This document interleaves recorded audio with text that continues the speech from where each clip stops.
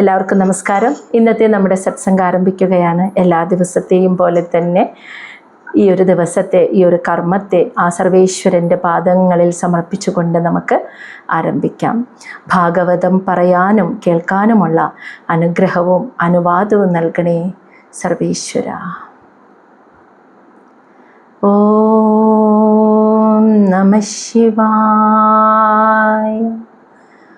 ഓം ഗും ഗുരുഭ്യോ നമഃ.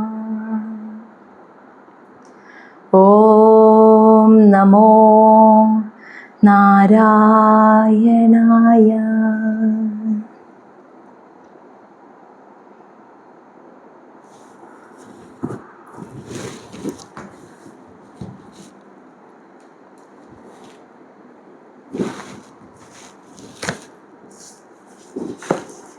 ശ്രീമദ് ഭാഗവതം തൃതീയ സ്കന്ധം അധ്യായം 33. അതായത് ഈ സ്കന്ധത്തിലെ അവസാനത്തെ അധ്യായമാണ് നമ്മൾ ഇന്ന് കാണാൻ പോകുന്നത്. ഈ അധ്യായത്തിലെ മകനായ കപില വാസുദേവനിൽ നിന്നും ആത്മതത്വത്തെ മനസ്സിലാക്കിയ ദേവഹൂതിയുടെ ഇനി മോക്ഷത്തിലേക്കുള്ള പ്രയാണം, അതാണ് നമ്മൾ ഈ അധ്യായത്തിൽ അമ്മയുടെ ആ മോക്ഷത്തിലേക്കുള്ള പ്രയാണം നമ്മൾ കാണാൻ പോകുന്നത്. ശ്ലോകം 1. മൈത്രേയ ഉവാച. അപ്പോൾ മൈത്രേയ മഹർഷി വിതുരർക്ക് പറഞ്ഞു കൊടുക്കുന്നതാണ്, അതാണ് ഇവിടെ പറയുന്നത്.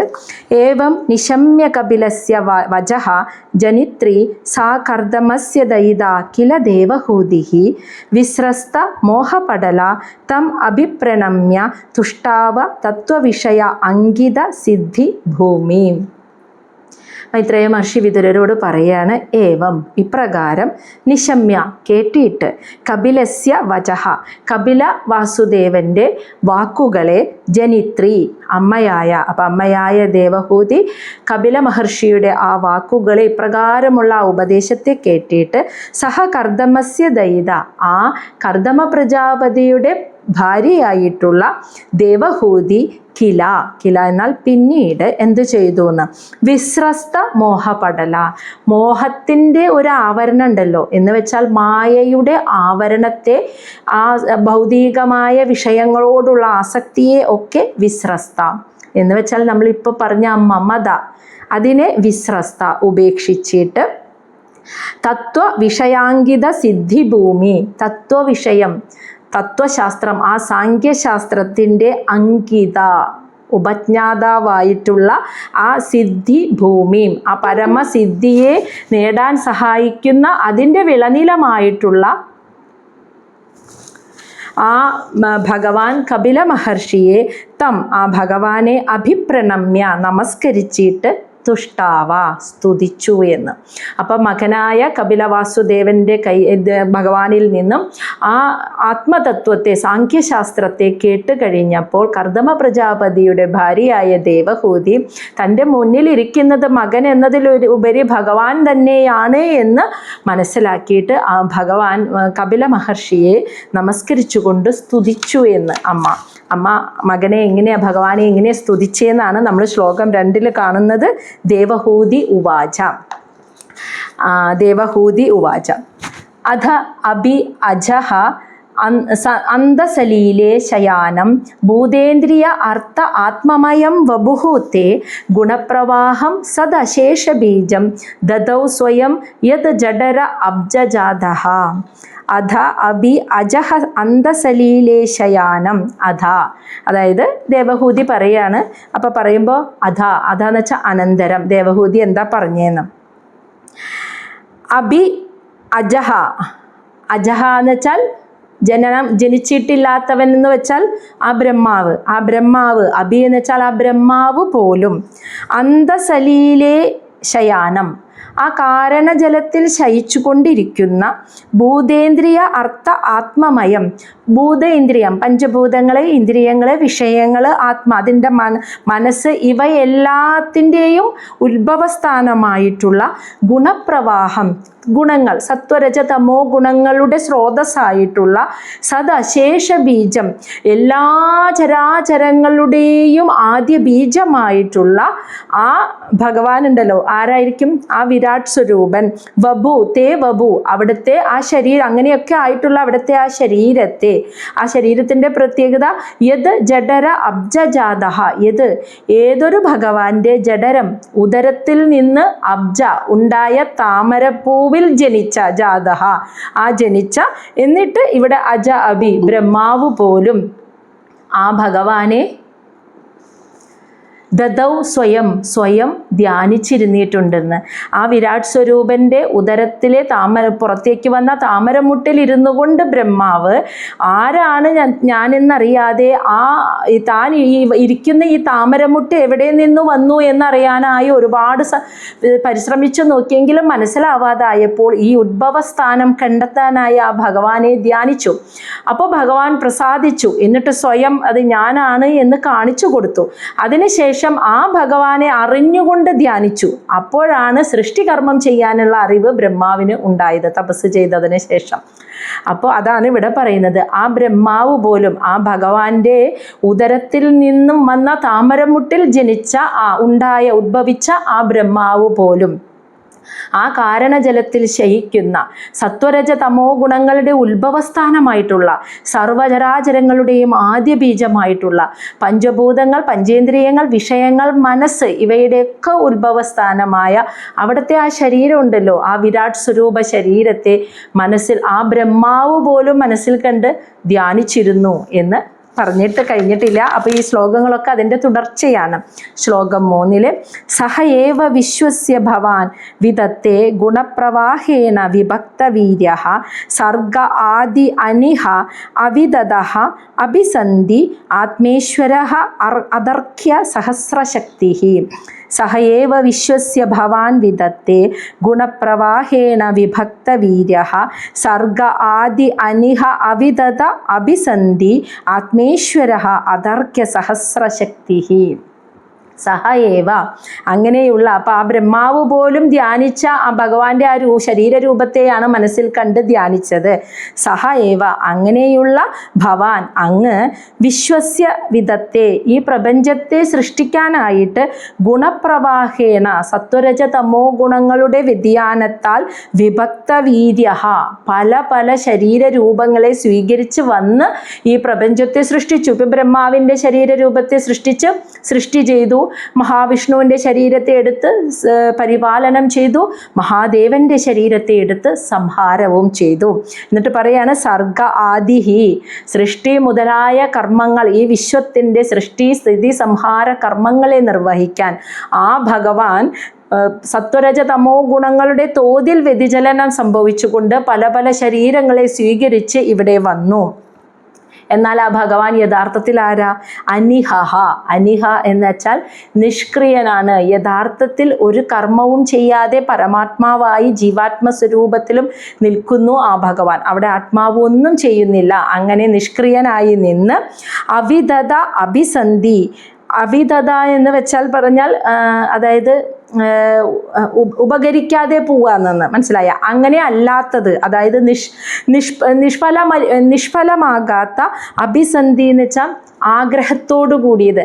അതായത് അങ്ങ് ഒന്നും ചെയ്യുന്നില്ല, അനിഹ, നിഷ്ക്രിയനാണ്. പക്ഷേ അങ്ങയുടെ ഉള്ളിലെ സങ്കല്പം അല്ലെങ്കിൽ ഇച്ഛ അത് നിഷ്ഫലമാകാത്തതാണ്. അങ്ങ് എന്താണോ ഇച്ഛിക്കുന്നത് അതാണ് പ്രകൃതി ഇവിടെ കാണിക്കുന്നത്. അങ്ങ് ഇച്ഛിക്കുന്നു, പ്രകൃതി ചെയ്യുന്നു, അതാണ്. അപ്പം അങ്ങയുടെ ഇച്ഛകളൊന്നും ഇവിടെ എന്താ പറയുക നടക്കാതെ പോകുന്നില്ല എന്ന്, അതാണ് നിഷ്ഫലമാകാതെ നിഷ്ഫലമാകാത്ത സങ്കല്പം അല്ലെങ്കിൽ ഇച്ഛയോടുകൂടിയ അങ്ങ്, യഥാർത്ഥത്തിൽ നിഷ്ക്രിയനായിരിക്കുന്ന അങ്ങ് ആത്മ ഈശ്വര, ജീവസത്തകളുടെയും ഈശ്വരനായിരിക്കുന്ന അങ്ങ് അതർക്യ സഹസ്രശക്തി, തർക്കമില്ലാത്ത, അതായത് ഒരു കുറവുമില്ലാത്ത സഹസ്രശക്തി, ആയിരക്കണക്കിന് ശക്തിയുടെ സ്രോതസ്സായിരിക്കുന്ന അങ്ങാണ് ഈ സത്വരജ തമോ ഗുണങ്ങളുടെ വ്യതിചലനത്താൽ പല പല ശരീരങ്ങളെ എടുത്ത് വന്ന് ഈ വിശ്വത്തിൻ്റെ കർമ്മം, സൃഷ്ടി മുതലായ കർമ്മങ്ങളെ നിർവഹിച്ചത് എന്ന്. അപ്പം തൊട്ട് മുന്നത്തെ ശ്ലോകത്തിൽ എന്ത് പറഞ്ഞു? ഈ പ്രപഞ്ചത്തിൻ്റെ സൃഷ്ടിക്കും സർവചരാചരങ്ങളുടെ ഉൽപ്പത്തിക്കും ഒക്കെ മായ, സത്വരജ തമോ ഗുണമാകുന്ന ആ മായയുടെ സ്രോതസ് പോലും, ഉത്ഭവ സ്രോതസ് പോലും ആയിരിക്കുന്ന ആ ഭഗവാന്റെ ശരീരത്തിൽ നിന്നും ഉദരത്തിൽ നിന്ന് വന്ന താമരമുട്ടിൽ ജനിച്ച ബ്രഹ്മാവ് പോലും ആ ഭഗവാനെയാണ് മനസ്സിൽ ധ്യാനിക്കുന്നത്. അങ്ങനെയുള്ള ഭഗവാനായ അങ്ങ് സത്വരജ അങ്ങയിൽ നിന്ന് തന്നെ വന്ന മായയുടെ ഈ ത്രിഗുണങ്ങളുടെ വ്യതിചലനം കൊണ്ട് പല പല ശരീരങ്ങളെ എടുത്ത് വന്ന് ഈ പ്രപഞ്ചത്തിൽ സൃഷ്ടി സ്ഥിതി സംഹാര കർമ്മങ്ങളെയൊക്കെ അങ്ങ് നിർവഹിക്കുന്നു. എന്നാൽ യഥാർത്ഥത്തിൽ അങ്ങയ്ക്ക് അതിൻ്റെ ആവശ്യമുണ്ടോ? ഇല്ല. അങ്ങ് നിഷ്ക്രിയനാണ്.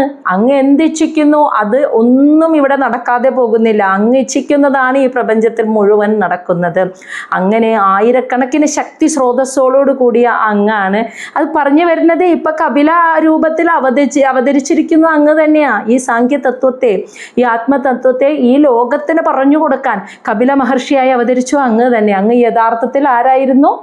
ആ ബ്രഹ്മാവ് പോലും, എല്ലാത്തിൻ്റെയും സൃഷ്ടികർമ്മം നടത്തുന്ന ബ്രഹ്മാവ് പോലും ധ്യാനിക്കുന്നത് അങ്ങയെയാണ്. അങ്ങനെയുള്ള അങ്ങാണ് ഈ പല പല കപിലാവതാരമായും പല പല രൂപത്തിൽ വന്ന് കൃഷ്ണനായും രാമനായും ഒക്കെ വന്ന് ഇവിടെ ഈ കർമ്മങ്ങളെയൊക്കെ സൃഷ്ടിയെയും ഇപ്പോൾ കപില മഹർഷി സ്ഥിതിയെയാണ്, അതായത് ഈ പ്രപഞ്ചം നിലനിൽക്കണം, ഇതിനെ സംരക്ഷിച്ചു പോരണം, അതിന് ഇവിടെ ജനിക്കുന്ന മനുഷ്യര് ഈ തത്വത്തെ അറിയണം, അതിനു വേണ്ടിയാണ്. അല്ലെങ്കിൽ ഒക്കെ അഹങ്കാരികളായി ജീവിക്കില്ലേ?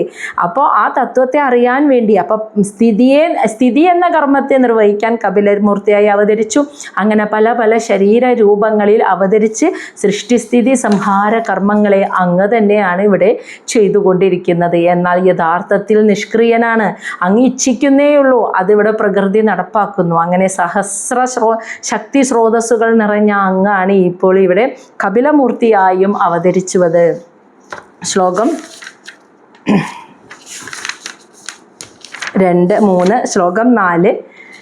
സത്വം ബൃദോ മേ ജഡരേണ നാഥ കഥം നു യസ്യ ഉദര ഏതദാസീത് വിശ്വം യുഗാന്തേ വടപത്ര ഏകഃ ഛേദേ സ്മ മായാശിശു അംഘ്രിപാനഃ.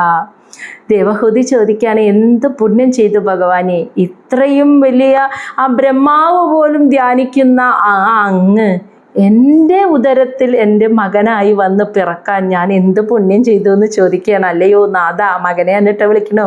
അല്ലയോ നാഥ സർവേശ്വര സഹാത്വം, അങ്ങനെയുള്ള അങ്ങ് ബൃദോ ജനിച്ചു, മേ ജഡരേണ എൻ്റെ ഉദരത്തിൽ അങ്ങ് ജനിച്ചു, കഥം നു എങ്ങനെയാണ് അത് സംഭവിച്ചത്, യസ്യ ഉദര എന്ന് വെച്ചാൽ ഏതൊരു ആളുടെ ഉദരത്തിലാണോ ഏതത് ആസീത് വിശ്വം, ഈ വിശ്വം മുഴുവൻ നിറഞ്ഞു നിൽക്കുന്നത്, ഏതൊരു ഭഗവാന്റെ ഉദരത്തിലാണോ ഈ പ്രപഞ്ചം, ഈ 14 ലോകങ്ങളും അടങ്ങുന്ന ഈ പ്രപഞ്ചം മുഴുവൻ ലയിച്ചു ചേരുന്നത്, യുഗാന്തേ ഒരു യുഗത്തിൻ്റെ കലിയുഗ എല്ലാ യുഗങ്ങളുടെയും അവസാനത്തിൽ ഏതൊരാളുടെ ഭഗവാന്റെ ഉദരത്തിലാണോ ഈ 14 ലോകങ്ങൾ ഉൾപ്പെടുന്ന പ്രപഞ്ചം മുഴുവൻ ലയിച്ചു ചേരുന്നത്, ആ ഭഗവാനാണ് എൻ്റെ ഉദരത്തിൽ എൻ്റെ മകനായി ജനിച്ചത്. ഇത് എങ്ങനെ ഭഗവാനെയും ചോദിക്കുകയാണ്. അത് മാത്രമല്ല, വടപത്ര ഏക, ഒരു ആലീലയിൽ ഏകനായിട്ട് ഒറ്റയ്ക്ക് ശേദേസ്മ അങ്ങ് കിടക്കുന്നു, മായാശിശു ഒരു കുഞ്ഞു ഉണ്ണിയായിട്ട്,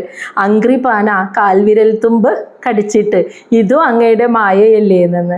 അപ്പോൾ കൃഷ്ണാവതാരത്തിൽ ഭഗവാൻ ആ ഒരു ആലിലയിൽ ഇങ്ങനെ സ്വന്തം കാൽവിരൽ കടിച്ചിട്ടുള്ള ഭഗവാൻ ഒരു കുഞ്ഞു ഉണ്ണിയായിട്ട് കിടക്കുന്ന ആ ഒരു ഭാഗമുണ്ടല്ലോ, ഇതും അങ്ങയുടെ മായയാണ്. അങ്ങ് എൻ്റെ ഉദരത്തിൽ ജനിച്ചതും അങ്ങയുടെ ലീലാവിലാസം തന്നെ. യഥാർത്ഥത്തിൽ ഈ പ്രപഞ്ചം മുഴുവൻ അങ്ങയുടെ ഉള്ളിലാണ്, ആ വിരാട് സ്വരൂപമായിരിക്കുന്ന അങ്ങയുടെ ഉള്ളിലാണ്. ആ ഭഗവാനാണ് എൻ്റെ ഉദരത്തിൽ മകനായി പിറന്നതും അതേ ഭഗവാൻ തന്നെയാണ് ഒരു ആലീലയിൽ പെരുവിരൽ കടിച്ചുകൊണ്ട് കളിച്ചു കിടക്കുന്ന ഒരു കുഞ്ഞുണ്ണി മായാ ശിശുവായും അവതരിച്ചത് എന്ന് ഓർക്കുമ്പോൾ അത്ഭുതം തോന്നുന്നു. അത് എങ്ങനെയാണ് കഥം നു എന്ന് വെച്ചാൽ എങ്ങനെയാണ് ഇത് സംഭവിച്ചത് എന്നാണ് ദേവഹൂതി ചോദിക്കുന്നത്. ശ്ലോകം 5. ത്വം ദേഹതന്ത്ര പ്രശമായ പാപ്മനാം നിദേശഭാജാം ച വിഭോ വിഭൂതയേ യഥാ അവതാരഃ തവ സൂകരാദയ തഥാ അയം അഭി ആത്മപദഃ ഉപലബ്ധയേ. ത്വം ദേഹതന്ത്രഃ പ്രശമായ പാപ്മാനാം നിദേശഭാജാം ച വിഭോ വിഭൂതയേ യഥാ അവതാരഃ തവ സൂകരാദയഃ തഥാ അയം അഭി ആത്മപദഃ ഉപലബ്ധയേ.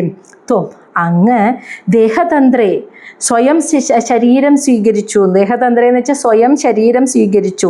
പ്രശമായ പാപ്മന, പ്രശമായ എന്ന് വെച്ചാൽ ഇല്ലാണ്ടാക്കാൻ, പാപ്മന എന്ന് വെച്ചാൽ പാപികളെ, അധർമ്മം ചെയ്യുന്നവരെ ഇല്ലാതാക്കാൻ അങ്ങ് ശരീരം എടുത്ത് അവതരിച്ചു വന്നു. ഇനി അതുമാത്രമല്ല, നിദേശഭാജ, അങ്ങയുടെ നിർദ്ദേശങ്ങൾ അനുസരിച്ച് ജീവിക്കുന്ന ഭക്തന്മാരെ വിഭോ അല്ലയോ വിഭോ വിഭൂതയെ, അവരെ ഉയർത്തിക്കൊണ്ടുവരാനായിട്ടും അങ്ങ് അവതരിച്ചു. അങ്ങയുടെ നിർദ്ദേശങ്ങളെ സ്വീകരിച്ച് ജീവിക്കുന്ന ഭക്തന്മാരെ ഉയർത്തിക്കൊണ്ടുവരാനും അധർമ്മികളെ ഇല്ലാതാക്കാനും അങ്ങ് പ്രഭോ അങ്ങ് പല പല ശരീരരൂപത്തിൽ അവതരിച്ചുവല്ലോ. യഥാ എപ്രകാരമാണോ അവതാരഃ പല പല അവതാരങ്ങളിൽ തവ സൂകരാദയ, തവ അങ്ങയുടെ സൂകര ആദയ എന്ന് വെച്ചാൽ വരാഹം പോലുള്ള അവതാരങ്ങൾ, തഥാ അപ്രകാരം എപ്രകാരമാണോ അങ്ങയുടെ വരാഹം പോലുള്ള അവതാരങ്ങൾ ഉണ്ടായത്, തഥാ അപ്രകാരം തന്നെയാണ് അയം അഭി. അയം അഭി എന്ന് വെച്ചാൽ ഇപ്പോൾ ഈ അവതാരവും, അതായത് കപില അവതാരവും ആത്മപദഃ ഉപലബ്ധയെ, അങ്ങയുടെ ഭക്തന്മാർക്ക് ആത്മസാക്ഷാത്കാരത്തിൻ്റെ പാതയെ തുറന്നു കൊടുക്കുവാനായി അങ്ങൊരു ഗുരുവായി ഇവിടെ അവതരിച്ചത് എന്ന്. അപ്പോൾ ഏറ്റവും ആദ്യത്തെ ശ്ലോകത്തിൽ പറഞ്ഞു ബ്രഹ്മാവ് പോലും ധ്യാനിക്കുന്ന ഏറ്റവും വലിയ ശക്തി സ്രോതസ്സാണ് അങ്ങ്. എന്നിട്ട് പറഞ്ഞു ആ ശക്തി സ്രോതസ്സാണ് എങ്ങനെ ആ ശക്തി സ്രോതസ്സിനെ എൻ്റെ ഉദരത്തിൽ എൻ്റെ മകനായി വന്ന് പിറന്നു, അതെങ്ങനെ സാധിച്ചു? ഈ ലോകം മുഴുവൻ ഈ പ്രപഞ്ചം മുഴുവൻ അങ്ങയുടെ ഉദരത്തിലാണ്. പക്ഷെ അങ്ങ് ഒരു ആലിലയിൽ വിരൽ കടിച്ച് കിടക്കുന്ന കുഞ്ഞു ശിശുവായും അതുപോലെ എൻ്റെ ഉദരത്തിൽ കപില മഹർഷിയുടെ രൂപത്തിലും വന്ന് അവതരിച്ചത് എങ്ങനെയെന്ന് ചോദിക്കുന്നത്. എന്നിട്ട് പറയാണ് ഈ ലോകത്ത് അധർമ്മികളെ ഇല്ലാതാക്കാനും അതുപോലെ ധാർമ്മികരായിട്ടുള്ള ആളുകളെ ഉയർത്തിക്കൊണ്ടുവരാനായി അങ്ങ് വരാഹം പോലെയുള്ള പല പല അവതാരങ്ങളെ സ്വീകരിച്ചത് എപ്രകാരമാണോ അതുപോലെ തന്നെ അങ്ങ് സ്വീകരിച്ച ഒരു അവതാരമാണ് ഈ കപിലമൂർത്തിയുടെ അവതാരം. അതെന്തിനാ? അങ്ങയുടെ തന്നെ ഭക്തരെ ആത്മസാക്ഷാത്കാരത്തിൻ്റെ പാതയിലേക്ക് ഉയർത്തിക്കൊണ്ടുവരാനായിട്ടുള്ള ഒരു ഗുരുവായിട്ടാണ് അങ്ങ് കപില അവതാരത്തെ സ്വീകരിച്ചത് എന്ന് പറയുകയാണ്. ശ്ലോകം 6. യത് നാമധേയ ശ്രവണാനുകീർത്തനാത് യത് പ്രഹ്ണാത് യത് സ്മരണാത് അഭിക്വചിത് ശ്വ അധഃ അഭി സദ്യസവനായ കൽപ്പതേ കുതഃ പുനഃ തേ ഭഗവാൻ നു ദർശനാത്. ദേവഹൂതി സ്വന്തം മഹാത്മ്യത്തെക്കുറിച്ച് സ്വയം ഒന്ന് ചിന്തിക്കുകയാണ് കേട്ടോ. അതായത് യത് നാമധേയ ശ്രവണ അനുകീർത്തനാത് യത് പ്രഹ്വണാത് യത് സ്മരണാത് അഭിക്വചിത് ശ്വ അധഃ അഭി സദ്യ സവനായ കൽപ്പതേ കുതഃ പുനഃ തേ ഭഗവാൻ നു ദർശനാത്. ദേവഹൂതി സ്വന്തം മഹാത്മ്യം എത്രമാത്രം ഉണ്ടെന്ന് തിരിച്ചറിഞ്ഞിട്ട് പറയാണ്, കർദമ പ്രജാപതിയുടെ ഭാര്യയായിരിക്കുമ്പോൾ താൻ എത്ര മഹത്തരമായ സ്ത്രീയാണ്, ഇത്രയും വലിയ മഹർഷീശ്വരൻ്റെ പത്നിയാണെന്നുള്ള അത് അറിഞ്ഞിരുന്നില്ല. ഇപ്പോൾ സ്വന്തം മഹാത്മ്യം തിരിച്ചറിഞ്ഞു.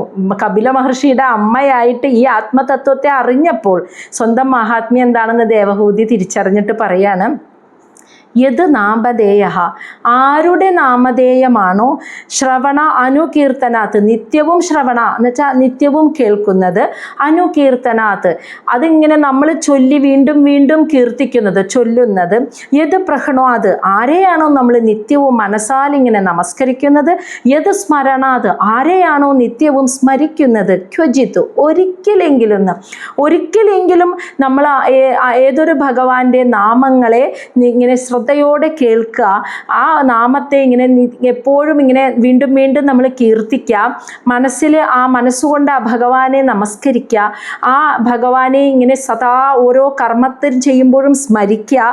ഇങ്ങനെ ചെയ്തു കഴിഞ്ഞാൽ ശ്വ എന്ന് വെച്ചാൽ ഒരു നായയുടെ മാംസം കഴിക്കുന്ന അധഃ അവർ പോലും ആണെങ്കിൽ, അഭി എന്ന് വെച്ചാൽ ആണെങ്കിൽ പോലും, നായയുടെ മാംസം കഴിക്കുന്ന ചണ്ടാളൻ, നായനെ കൊന്നിട്ട് അതിൻ്റെ മാംസം തിന്നുന്ന ചണ്ടാളനാണെങ്കിൽ പോലും സദ്യഃ അവൻ ഇങ്ങനെ ചെയ്താൽ വളരെ പെട്ടെന്ന് സവനായ കൽപ്പതേ വൈദികമായ യാഗയജ്ഞാദി കർമ്മങ്ങൾ അനുഷ്ഠിക്കുന്ന യോഗ്യതയിലേക്ക് അവൻ എത്തുന്നു.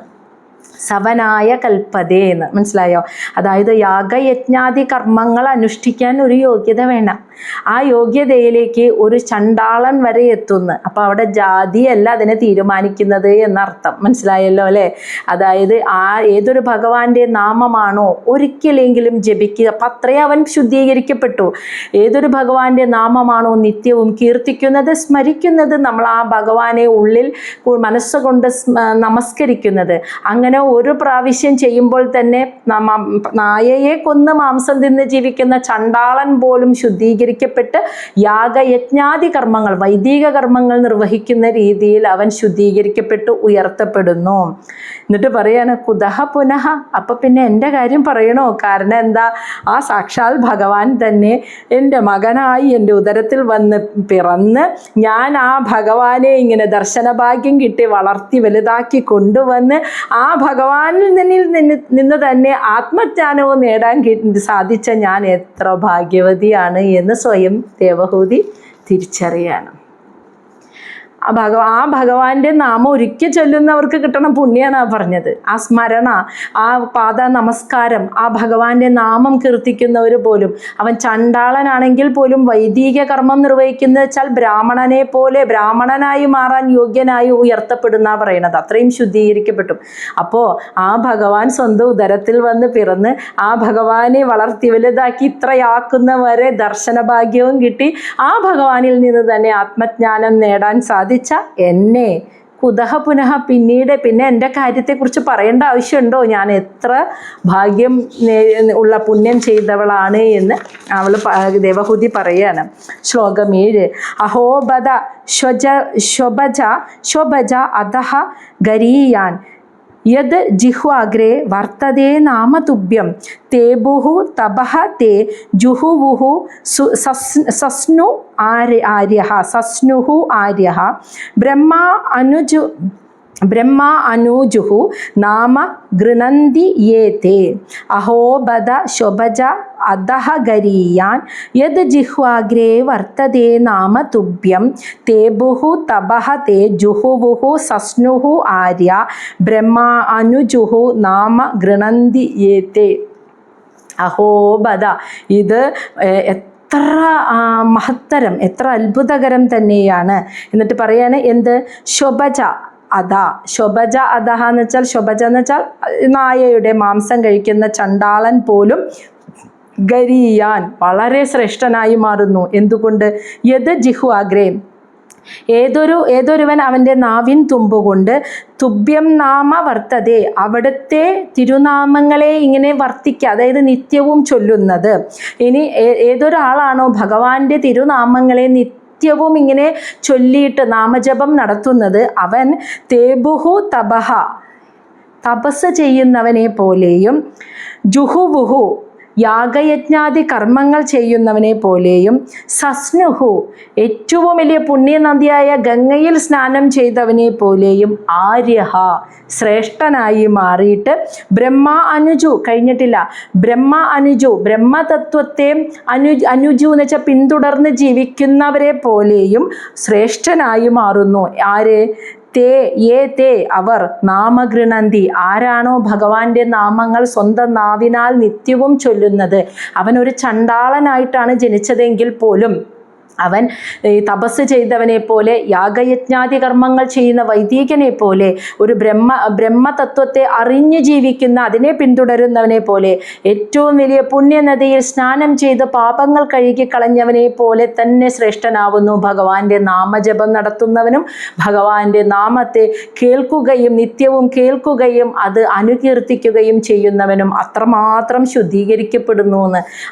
ആ ഒരു കർമ്മത്തിലൂടെ അവർ അത്രയും ശുദ്ധീകരിക്കപ്പെടുന്നുണ്ടെങ്കിൽ ഇത്രയും വലിയ മഹാഭാഗ്യം കിട്ടിയ ഞാൻ എത്രമാത്രം പവിത്രമായി കഴിഞ്ഞു.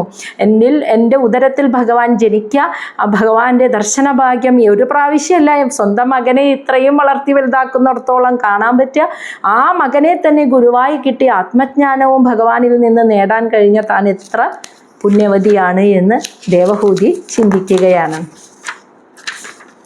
ശ്ലോകം 8. തം ത്വാം അഹം ബ്രഹ്മ പരം പുമാംസം പ്രത്യക് ശ്രോതസി ആത്മനി സംവിഭാവ്യം സ്വതേജസ ധ്വസ്തഗുണപ്രവാഹം വന്ദേ വിഷ്ണും കപിലം വേദഗർഭം. അഹം ഞാൻ ബ്രഹ്മം പരബ്രഹ്മവും പരം പുംസാം പരമോന്നത പുരുഷനുമായിട്ടുള്ള ഭഗവാനെ പ്രത്യക് ശ്രോതസി ആത്മന ഇന്ദ്രിയങ്ങളെയും മനസ്സിനെയും ഒക്കെ നിയന്ത്രിച്ചിട്ട് ആ ആത്മനി ആ മനസ്സിൽ സംവിഭാവ്യം ആ മനസ്സിൽ ഭഗവാനെ സംവിഭാവ്യം എന്ന് വെച്ചാൽ ഭാവന ചെയ്ത് മനസ്സിൽ കണ്ടുകൊണ്ട് ഞാൻ ധ്യാനിക്കും. അപ്പോൾ ധ്യാനിക്കും. അപ്പോൾ അത് അങ്ങനെ ധ്യാനിക്കാമെന്ന് പറയാണ്. എന്നിട്ട് പറയാണ് സ്വതേജസ സ്വന്തം തേജസാൽ ധ്വസ്ത ഗുണപ്രവാഹം എന്ന് വെച്ചാൽ മായയുടെ സത്വരജ തമോ ഗുണങ്ങളുടെ പ്രവാഹങ്ങളെയൊക്കെ തടഞ്ഞ് എന്ന് വെച്ചാൽ മായയിൽ നിന്നും അതീതനായിട്ട് മായയിൽ നിന്നും പുറത്ത് കടന്ന് ആ മായയുടെ ആവരണത്തെ പൊട്ടിച്ചു പുറത്ത് കടന്ന കപില മഹർഷി എന്ന് പേരുള്ള വിഷ്ണുവും സാക്ഷാൽ പരമാത്മാവ് കപില മഹർഷിയായി അവതരിച്ച ആ ഭഗവാൻ വേദഗർഭം വേദത്തിൻ്റെ ഗർഭം ധരിച്ചവൻ വെച്ചാൽ മുഴുവൻ വേദ അറിവും നേടിയ ആ ഭഗവാനെ തം ത്വാം അങ്ങനെയുള്ള ആ ഭഗവാനെ അഹം വന്ദേ ഞാനിതാ നമസ്കരിക്കുന്നു എന്ന് പറഞ്ഞിട്ട് കപില മഹർഷിയുടെ പാദങ്ങളിൽ നമസ്കരിക്കുകയാണ് ദേവഹൂതി ചെയ്തത്. അപ്പം പരബ്രഹ്മവും പരമപുരുഷനുമായ ആ ഭഗവാനെ മനസ്സിൽ ഇന്ദ്രിയങ്ങളെയും മനസ്സിനെയൊക്കെ നിയന്ത്രിച്ചിട്ട് ആ മനസ്സിൽ ഭഗവാന്റെ രൂപം ഭാവന ചെയ്ത് ധ്യാനിക്കും. അങ്ങനെ ധ്യാനിച്ച് ഈ സ്വന്തം തേജസ് കൊണ്ട് അപ്പം കപില മഹർഷിയെ പറയാണ് സ്വന്തം തേജസ്സിനാൽ സത്വരജ തമോ ഗുണങ്ങളുടെ പ്രവാഹത്തിനും അതീതനായി മാറിയ ആ മഹാവിഷ്ണുവിൻ്റെ അവതാരമായ കപിലൻ എന്ന് പേരുള്ള ഈ അവതാരമായിട്ടുള്ള വേദം മുഴുവൻ അറിവും നേടിയ ഗർഭം ധരിച്ച ആ ഭഗവാന്റെ തൃപ്പാദങ്ങളിൽ ഞാനിതാ നമസ്കരിക്കുന്നു എന്ന് പറഞ്ഞ് ദേവഹൂതി ഇപ്രകാരം ഭഗവാനെ സ്തുതിച്ച് ആ കപില വാസുദേവൻ്റെ പാദങ്ങളിൽ നമസ്കരിച്ചു. അപ്പോൾ സ്വയം ഞാൻ ആരാണ് എൻ്റെ മകനായി ജനിച്ചത് എന്നുള്ള ആ മഹാത്മ്യത്തെയാണ് ആദ്യം പറഞ്ഞത് അല്ലേ. ബ്രഹ്മാവ് പോലും ധ്യാനിച്ച ആ ഭഗവാൻ, എൻ്റെ വിശ്വം മുഴുവൻ ഉദരത്തിലാക്കിയ ആ ഭഗവാൻ എൻ്റെ ഉദരത്തിൽ മകനായി പിറന്നു എന്ന് പറയാണ്. എന്നിട്ട് ആ ഭഗവാനെ സ്തുതിക്കുമ്പോൾ ഒരു ചണ്ടാളനായിട്ട് ജനിച്ച നായയെ കൊന്ന് മാംസം തിന്നുവനാണെങ്കിൽ പോലും ഒരിക്കലെങ്കിലും ഭഗവാന്റെ നാമജപം കേൾക്കുമ്പോൾ അവൻ കാതുകളിലൂടെ കേട്ട് അവൻ ശുദ്ധീകരിക്കപ്പെടുന്നു. ആ നാമസങ്കീർത്തനം ചെയ്യുമ്പോൾ ആ ഭഗവാനെ സദാ സകല കർമ്മങ്ങളിൽ സ്മരിക്കുമ്പോൾ ആ ഭഗവാന്റെ തൃപ്പാദങ്ങളിൽ മനസ്സാൽ ഒന്ന് നമസ്കരിക്കുമ്പോൾ ശുദ്ധീകരിക്കപ്പെട്ട് ചണ്ടാളൻ ബ്രാഹ്മണനായി മാറുമെങ്കിൽ ഇത്രയും മാറുന്നാണ് പറയുന്നത്. അപ്പോൾ ആ ഭഗവാനെ മകനായി ജനിച്ച് ദർശന പുണ്യവും കിട്ടി ആ ഭഗവാനിൽ നിന്ന് ആത്മതത്വം അറിയാൻ സാധിച്ച താൻ എത്ര പുണ്യവതിയാണ്. അങ്ങനെയുള്ള ഭഗവാന്റെ തൃപ്പാദങ്ങളിൽ ഞാൻ ഇതാ നമസ്കരിക്കുന്നു എന്ന് പറഞ്ഞ് ദേവഹൂതി കപില മഹർഷിയുടെ പാദങ്ങളിൽ നമസ്കരിച്ചു. ശ്ലോകം 9 മൈത്രേയ ഉവാച. അപ്പം മൈത്രേയ മഹർഷി അതിനുശേഷം ദേവഹൂതിയുടെ സ്തുതി കഴിഞ്ഞിട്ട് മൈത്രേയ മഹർഷി വിദുരർക്ക് പറഞ്ഞു കൊടുക്കുകയാണ്. ഈഡിതഃ ഭഗവാൻ ഏവം കപിലാഖ്യഃ പരഃ പുമാൻ വാച അവിക്ലവയേത് ഇതി ആഹ മാതരം മാതൃവത്സലഃ. അതായത് മൈത്രേയ മഹർഷി വിദുരരോട് പറയാണ്, ഈഡിതഃ സ്തുതിക്കപ്പെട്ട് ഭഗവാൻ ഏവം എന്ന് വെച്ചാൽ ഇപ്രകാരം. അപ്പോൾ ഇപ്രകാരം സ്തുതിക്കപ്പെട്ട ഭഗവാൻ കപില മഹർഷി എന്ന പേരിൽ അറിയപ്പെടുന്ന ഭഗവാൻ പരഹപുമാൻ പരമപുരുഷനായിട്ടുള്ള ഭഗവാൻ കപില മഹർഷി ഇപ്രകാരം സ്വന്തം അമ്മയാൽ സ്തുതിക്കപ്പെട്ടപ്പോൾ അവിക്ലവയേത് വാച അതായത് ശാന്തമായ മനസ്സോടെ എന്നാൽ ഗൗരവമാർന്ന മുഖത്തോടെ വാച ഇപ്രകാരം പറഞ്ഞു. ഇതി ആഹ ഇപ്രകാരം പറഞ്ഞു എന്ന്. മാതരം അമ്മയോട്, മാതൃവത്സലഹ അമ്മയോടുള്ള അത്യധികമായ സ്നേഹത്തോടു കൂടി തന്നെ ആ കപില മഹർഷി തൻ്റെ അമ്മയോട് ഇപ്രകാരം പറഞ്ഞു. അമ്മയാൽ ഇങ്ങനെ സ്തുതിക്കപ്പെട്ടപ്പോൾ ശാന്തവും പ്രസന്നവുമായ മനസ്സോടെ മുഖത്തോടെ കപില മഹർഷി അമ്മയോട് പറഞ്ഞു. എന്താണ് ആ പറഞ്ഞത്? അതാണ് ഇനി 10ാമത്തെ ശ്ലോകത്തിൽ. ശ്ലോകം 10 കപില ഉവാച മാർഗേണ അനേന മാതഃ തേ സുസേവ്യേന ഉദിതേന മേ ആസ്തിദേന പരാം കാഷ്ടം അചിരാത് അവരോത്സ്യസി. തേ മാതാ അല്ലയോ അമ്മേ, തേ അവിടത്തേക്ക് സുസേവ്യേന വളരെ എളുപ്പത്തിൽ അവിടത്തേക്ക് നിർവഹിക്കാൻ പറ്റുന്നതും ഉദിതേന മേ എന്നാൽ പറയപ്പെട്ടത്, അതായത് ഞാൻ അമ്മയ്ക്ക് പറഞ്ഞു തന്നതും ആസ്തിതേന അതായത് മുന്നേയുള്ള പല മഹർഷിമാരാൽ ആചരിക്കപ്പെട്ടതുമായ മാർഗേണ അനേന ഞാൻ ഈ പറഞ്ഞു തന്ന സാഖ്യശാസ്ത്ര മാർഗം ഉണ്ടല്ലോ, ഈ പാതയിലൂടെ പോയാൽ പരാംകാഷ്ടം ആ പരമമായ ലക്ഷ്യത്തെ അജിരാത്ത് അധികം താമസിയാതെ അവരോത്സ്യസി അമ്മയ്ക്ക് പ്രാപിക്കാൻ സാധിക്കുന്നു. അപ്പോൾ അല്ലയോ അമ്മേ, അവിടത്തേക്ക് ഞാൻ ഉപദേശിച്ചു തന്നതും അവിടത്തേക്ക് അനുഷ്ഠിക്കാൻ ഏറ്റവും എളുപ്പമായിട്ടുള്ളതുമായ ഈ ഭക്തിമാർഗം, അത് മുന്നേ മഹർഷിമാർ ആസ്തിതേന ആചരിക്കപ്പെട്ടതുമായിട്ടുള്ള ഈ ഒരു പാതയുണ്ടല്ലോ, ഇത് അമ്മ കൃത്യമായി പോവുകയാണെങ്കിൽ വളരെ പെട്ടെന്ന് തന്നെ അമ്മയ്ക്ക് ആ പരമമായ ലക്ഷ്യത്തിൽ എത്തിച്ചേരാൻ സാധിക്കും. ശ്ലോകം 11. ശ്രദ്ധത്സ്വ ഏതത് മതം മഹ്യം ജുഷ്ടം യത് ബ്രഹ്മവാദിഭിഃ യേന മാം അഭവം യയാ മൃത്യും ഋച്ഛന്തി അതദ്വിദഃ. അതായത് ശ്രദ്ധസ്വ ഏതത് മതം മഹ്യം ജുഷ്ടം യത് ബ്രഹ്മവാദിഭിഃ യേന മാം അഭവം യായ മൃത്യും ഋച്ഛന്തി അതദ്വിദഃ. യത് ബ്രഹ്മവാദിഭിഃ, ബ്രഹ്മവാദിഭിഃ എന്ന് വെച്ചാൽ ബ്രഹ്മത്തെ അറിയണം എന്നുള്ള ആത്മസാക്ഷാത്കാരം നേടണം, എനിക്ക് ആ പരമമായ ലക്ഷ്യത്തിലെത്തണം എന്ന് വിചാരിക്കുന്ന ആത്മീയമായ മാർഗത്തിലൂടെ പോകുന്നവർ, യത് ആരാണോ അവർ, ശ്രദ്ധസ്വ എന്ന് വെച്ചാൽ പൂർണ്ണമായ വിശ്വാസത്തോടും ശ്രദ്ധയോടും കൂടിയിട്ട് ഏതത് മതം ഞാൻ ഈ പറഞ്ഞു തന്ന സാഖ്യശാസ്ത്രം എൻ്റെ ഈ നിർദ്ദേശത്തെ ജുഷ്ടം മഹ്യം ജുഷ്ടം മഹ്യം എന്ന് വെച്ചാൽ എൻ്റെ ഈ നിർദ്ദേശത്തെ ജുഷ്ടം കറക്റ്റായിട്ട് പിന്തുടരുകയാണെങ്കിൽ അവർ യേന ആണെങ്കിൽ മാം അവർ എന്നെ അഭവം എന്ന് വെച്ചാൽ എന്താ, ഭവിക്കാത്തത്, ഭവിക്കുന്നത് എന്താ ഈ പ്രപഞ്ചം അല്ലേ, സൃഷ്ടിസ്ഥിതി സംഹാര രൂപത്തിൽ ഭവിക്കുന്നത് പ്രപഞ്ചം. അപ്പോൾ ഭവിക്കാത്തത് എന്ന് വെച്ചാൽ എൻ്റെ നിർഗുണമായ ആ ഭാവത്തെ യായ തീർച്ചയായിട്ടും പ്രാപിക്കുന്നു.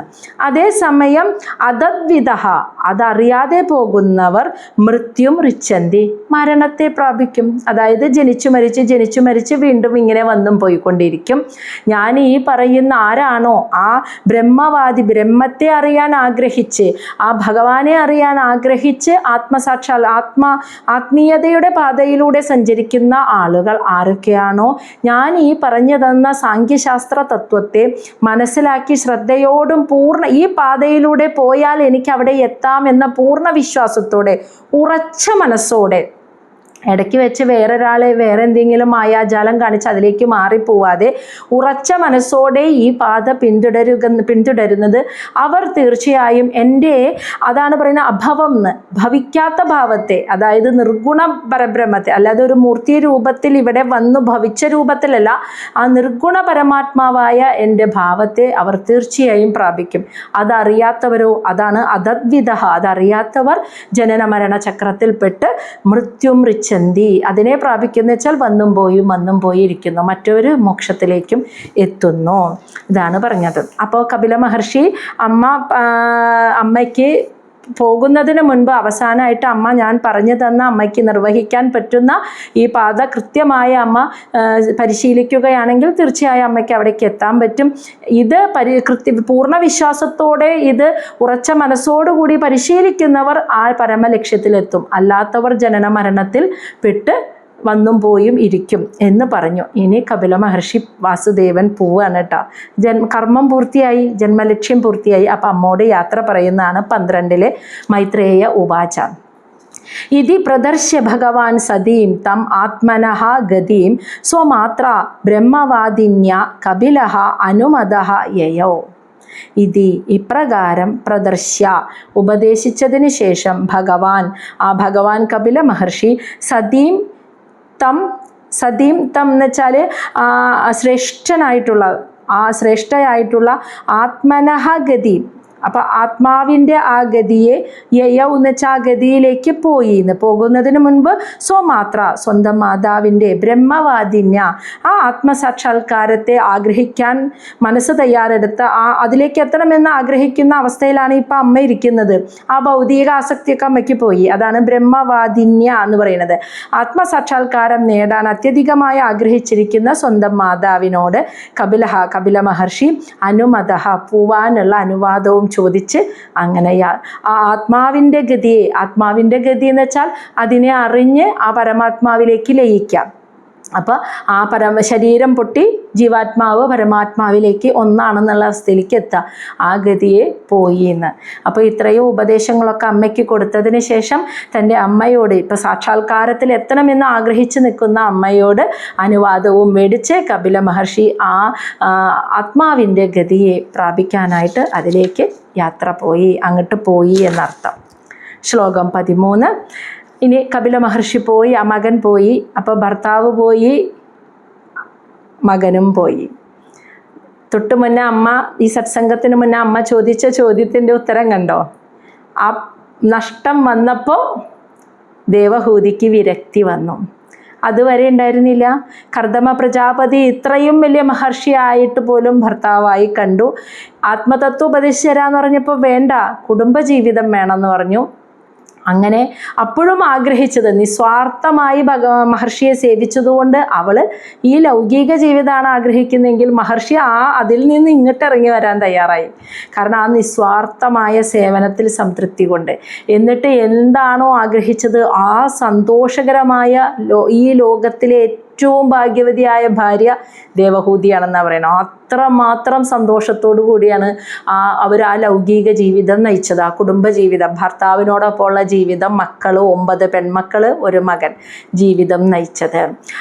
ഭർത്താവ് പോയപ്പോഴും മമതയിൽ നിന്നും മുക്തി ഉണ്ടായിരുന്നില്ല. കാരണം അപ്പോൾ മകനുണ്ടായിരുന്നു കൂടെ.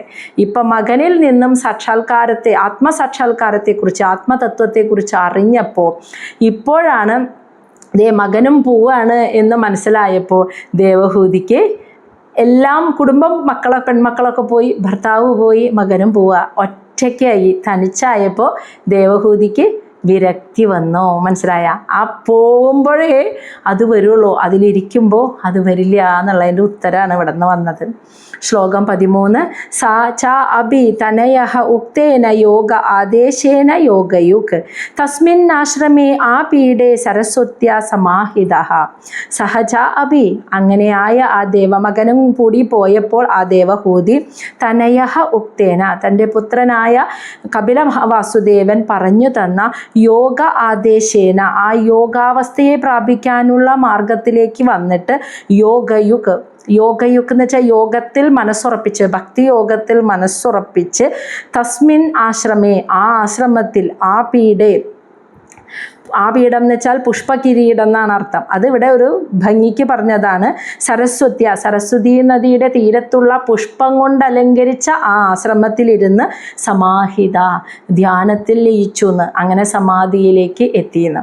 അപ്പോൾ മകനും കൂടി പോയപ്പോൾ പൂർണ്ണ വിരക്തയായ ദേവഹൂതി ഒറ്റയ്ക്കായി. പിന്നെ ആശ്രമത്തിൽ, സരസ്വതി നദിയുടെ തീരത്തുള്ള ആശ്രമത്തിൽ തനിച്ചായ ദേവഹൂതി.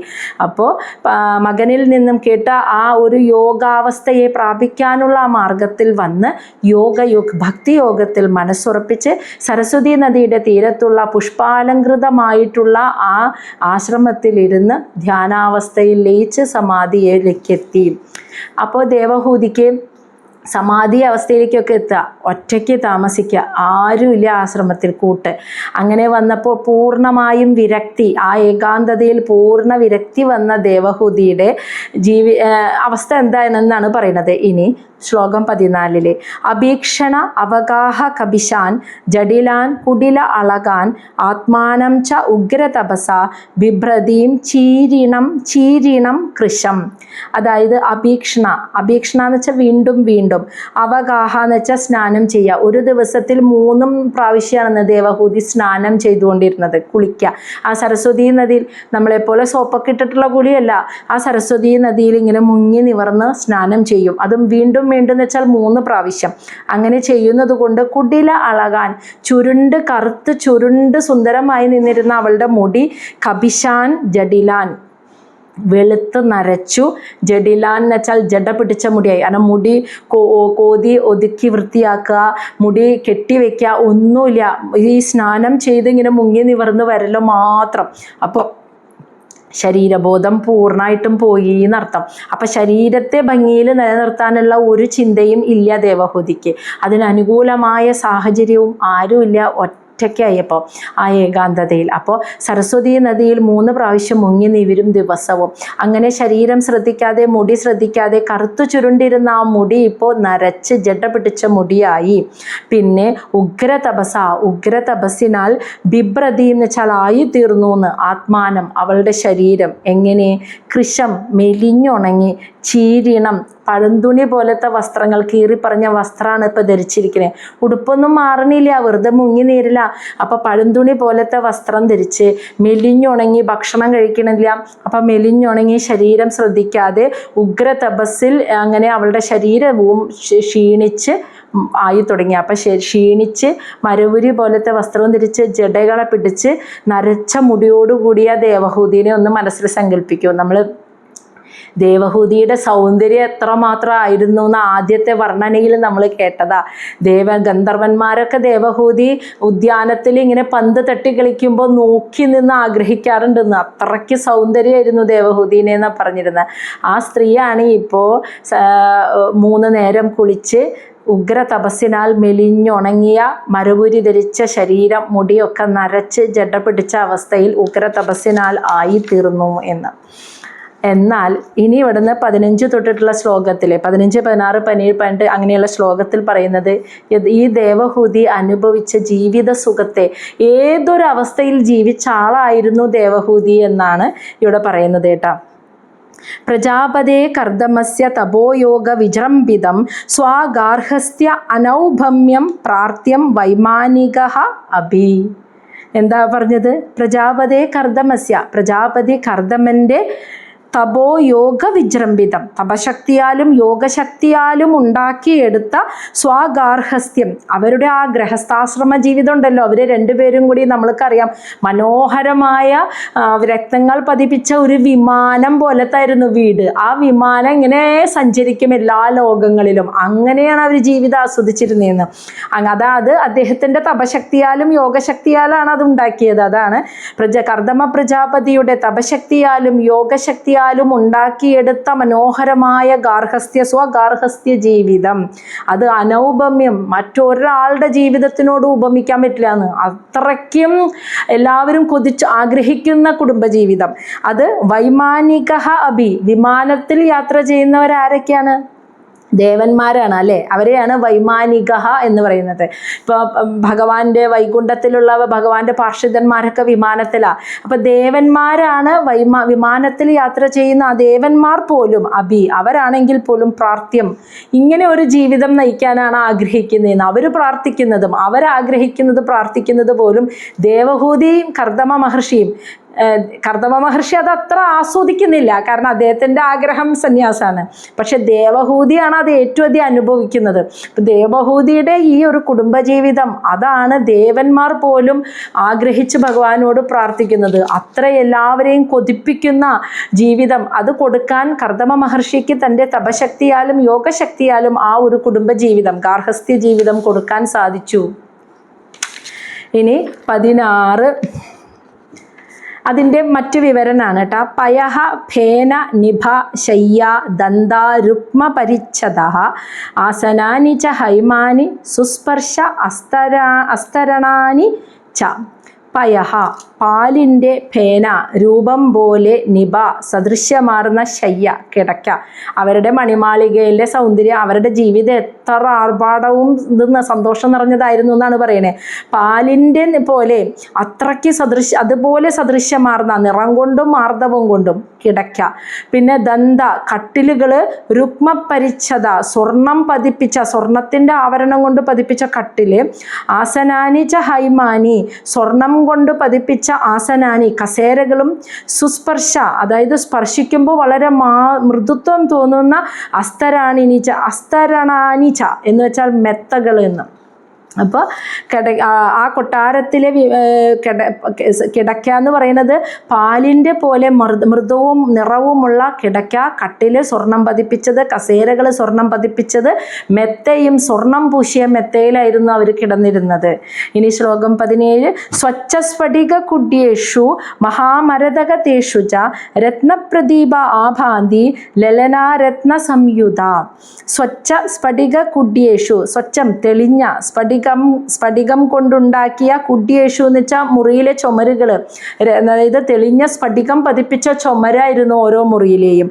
മഹാമരതക തേഷുജ, മഹാമരതകരത്നം പതിപ്പിച്ച അകത്തളങ്ങൾ, താഴെ തറയിൽ മരതകം പതിപ്പിച്ചത്, സ്ഫടികം പതിപ്പിച്ച ചുമരുകൾ. രത്നപ്രദീപ ആബാന്തി, ലലന എന്ന് വെച്ചാൽ സുന്ദരിമണികളായ സ്ത്രീകൾ, രത്നസംയുത നിറയെ ആഭരണങ്ങൾ അണിഞ്ഞ് അലങ്കരിക്കപ്പെട്ട സ്ത്രീകൾ, കയ്യിൽ ഇങ്ങനെ ഏന്തി നിൽക്കുന്ന ദീപത്തിൻ്റെ പ്രകാശം അവിടെ ഉണ്ടായിരുന്നു. അപ്പോൾ സ്ഫടികം പതിപ്പിച്ച ചുമരുകളും മരതക പതിപ്പിച്ച അകത്തളങ്ങളും, ആ അകത്തളങ്ങളിലൊക്കെ സേവനത്തിനായി നിൽക്കുന്ന സ്ത്രീകൾ, നിറയെ ആഭരണങ്ങളോടുകൂടി കയ്യിൽ ദീപവുമായി നിൽക്കുന്ന ആ ദീപങ്ങളുടെ പ്രകാശത്താൽ ശോഭിക്കുന്ന സുന്ദരിമണികളായ ആഭരണ വിഭൂഷിതകളായ സ്ത്രീകളാലും നിറഞ്ഞ കൊട്ടാരം. ഇനി അതിൻ്റെ ഗൃഹ ഉദ്യാനം, ശ്ലോകം 18. ഗൃഹോദ്യാനം കുസുമിതൈ രമ്യം ബഹു അമരദ്രുമൈഹി കുജത് വിഹംഗമിഥുനം ഗായത് മത്ത മധുവ്രതം. ഗൃഹോദ്യാനം, ആ കൊട്ടാരത്തിലെ ഉദ്യാനം, അവർ രണ്ടുപേരും താമസിച്ച ആ വിമാന കൊട്ടാരത്തിൻ്റെ ഉദ്യാനം, കുസുമിതൈഹി പുഷ്പങ്ങളും ഫലങ്ങളാലും, രമ്യം മനോഹരമാണ്, ബഹു അമരദ്രുമൈഹി ധാരാളം ദിവ്യവൃക്ഷങ്ങളോടുകൂടിയ, അപ്പം നിറയെ പൂക്കളും ഫലങ്ങളും ഉള്ള ധാരാളം ദിവ്യവൃക്ഷങ്ങൾ കൊണ്ട് മനോഹരമായ ഉദ്യാനമാണ്. പിന്നെ അവിടെ കുജത്ത് വിഹംഗം, കുജത്ത് എന്ന് വെച്ചാൽ പാടുന്നു, വിഹംഗം പക്ഷികൾ, മിഥുനം ഇണപ്പക്ഷികൾ, ഇണപ്പക്ഷികൾ മനോഹരമായി പാട്ടുപാടുന്ന ശബ്ദം കേൾക്കാം.